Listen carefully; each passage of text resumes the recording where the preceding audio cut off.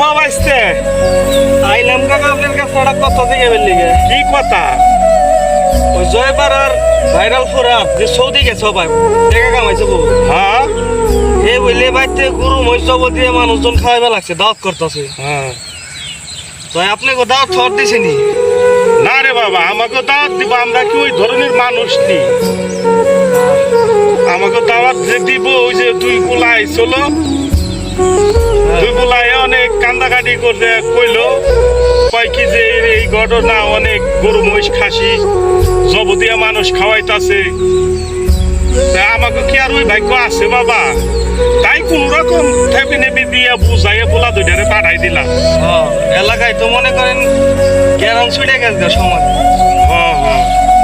আর আল্লাহ টাকা পয়সা দিলে যাও হয়, আমাকে মতো গরিব মানুষ আমরা কি আর বাবা তোমার এই গরু মহিষ খাওয়ার উপযুক্ত আছে?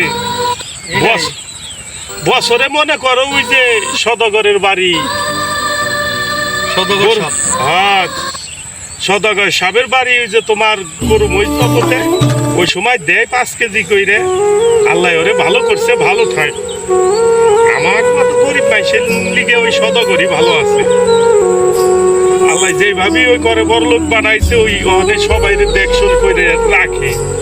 দেই কয়দিন পরে কুরবানি, আল্লাহ যদি ভাগ্যে কিছু জোটায় ওই সময় খামানি। আর বাবা দেখো যদি একটা কাম কাজ আমারে মিলাই দিবার পারো তাহলে কইরা যদি একটা মুরগি টুরগি নিয়ে পোলাবান নিয়ে খাওয়ার পারি, বুঝো নাই?